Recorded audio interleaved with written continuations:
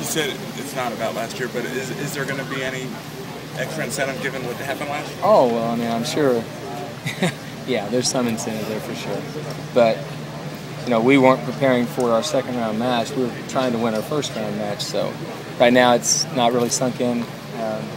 That victory was huge. You know, Ohio State was the underdog. There's no doubt about it. So those are hard matches to win, especially when you've got a group of guys, 5 really hard-fighting kids that are coached by a guy I think is probably the best coach in college golf, period. So you know they're going to fight hard to win, and that's exactly what happened. So I wasn't thinking about any future match. It was today only. Does it feel pretty good to see your team still continuing to advance, even though kind of those big 3 haven't really busted out? Yeah, what do they say in college basketball? Survive and advance. That's all you do. You just kind of just figure out a way to move on to the next round, and luckily we were able to do that today. And you know, we've got a really tough opponent tomorrow. Josh Gregory's kids are tough as nails, really good kids. And I'm not just saying that, it's coach speak. They are really tough, and they proved it this morning, beating Georgia Tech, who I think was one of the hottest teams in the country. So I take my hats off to them. They're an amazing team. So we're going to have to play very, very well to win tomorrow, for sure. Atmosphere is going to be pretty juiced up around here tomorrow, too, don't you It's think? going to be juiced up for sure, absolutely. But, you know, that's what we expected. We hoped that we would get fans out here, and we hoped that the fans would obviously cheer us on, but they'll do a great job of applauding good golf. And tomorrow I just hope we get a good turnout. It should be a good turnout. It's a Saturday. I would think people don't work on Saturdays much in Oklahoma. Have you noticed any change in your guys as the rounds progress? Have they gotten a little more comfortable, more loose, a little more dialed in, and kind of, you know? I think they're playing better. I think every round's been a little bit better. Today was a little bit nerve-wracking. There's a finality about a match play event, and so unfortunately that's always in the back of your mind somehow. You're trying to stay in the moment, but you're thinking about, you know, got to do this or else. So hopefully they take in the right mindset and not thinking forward. And I think they were focused pretty well in these matches today because they knew they were up against it, for sure.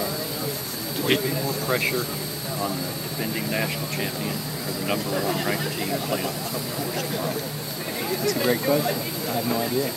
I really don't have any idea. We're not the defending national champion. I know that much. But it's probably going to be pressure on both teams. Dave Williams, who was the most successful college golf coach of all times, is the last coach to win 2 in a row. So it's not easy, but Augusta State's a tough team that, you know, they've proven it doesn't matter. You're in a small little school down in the South, you know, you can be a great team, and they are. So I don't think there's any more pressure on them than there is on probably both teams, you know, one advance. So. Did you say you're the highest seed left? Is that right? Okay. That would make sense since we're left with the #1 seed. I mean, is that right or no? I'm talking about of the match play seeds. Of the match play seeds, you got it. Well, yeah, I wasn't aware of that. I haven't even looked at the scoreboard other than on 17 or 16 to see how our matches were doing way back. Because I went with the first group, and yeah, I didn't know that. That's amazing. A lot of good teams got here. Significant or not so much? Probably not. I don't. You know, we were the #1 seed, and I don't know what Ohio State was seeded, you know, overall coming into the tournament, but they obviously proved that they can play with us. So you don't overlook anybody. You never underestimate anybody. Doesn't matter who your opponent is. You better be ready for them because there's a chance to win the national championship for all 4 teams that are left. So everybody knows that. When did you allow yourself to feel good today? Not really. No. I guess when Kevin Troy made the putt on 17, that'd probably be when I felt good because I guess I just know how those kids are coached, and I understand that they thought they were going to win the match today. They never had a thought that we were going to beat them. They really believed they were going to win. So when you take a talented kid that has that mindset, he's going to be hard to beat. And so I didn't rest at all, not at all. Did you say anything in particular to Taylor since it's his first time around and the other guys kind of do what you've been doing, because what he's been doing has been pretty good. Good news is I don't think pressure bothers him.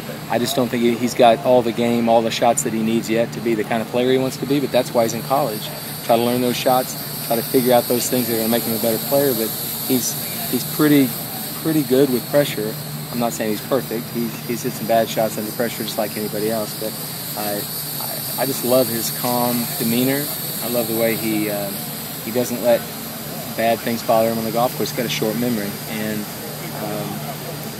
he became really good friends with Ricky Fowler this last year, and I think maybe Ricky might have influenced that a little bit. Ricky's got a good short memory for bad stuff. So. Thanks, Coach. Thank you.